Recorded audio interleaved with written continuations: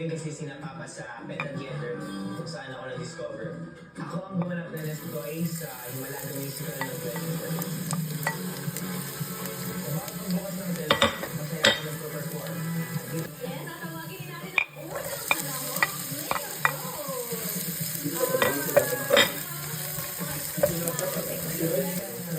Patuloy ang panganganak ng mga singers sa Pilipinas. 1721, hindi tayo naubusan ng singer, hindi tayo naubusan ng contestants tao ng tanghalan. Dami mga ganyan. Anong edad ka nagsimula kumawi? Grade Ang 1. aga. Hindi mo nabibila.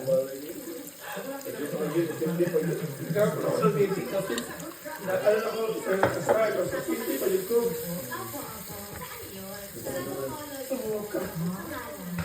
Leo Carl's Music Studio. Kahit na sila pagdating. Hindi po. Iba-ibang lugar, iba-ibang school. Ano okasyon? Mga recitals po. Sa recital nagtataas din ang kamay ba? Sige na sa sunod pag mag-reset ko. Teacher May Ayaw ng teacher ko yung siya naman si J.K. Kuwari.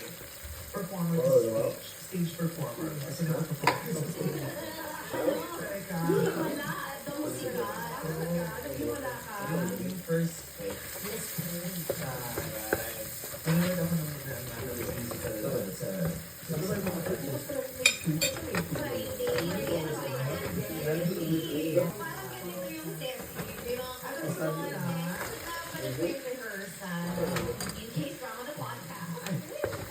nag-expose siya sa theater sa PETA kasi yung tatay mo ay K-11.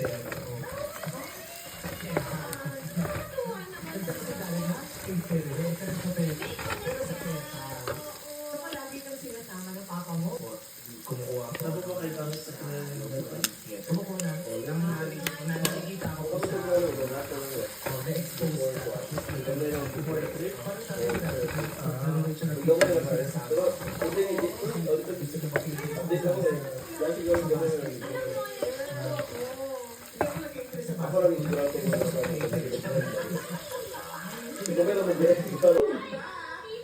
Thank you. sa tito. Thank you, ate. Mas fresh ka. Hey, ate, TikTok tayo. Isa ni Mon. Pinagset ko siya ng mga hike. Isa ni Mon, isa ni Oray na. Nag-hike ko yun, eh. Ito na hike sa BC. Nag-like hike.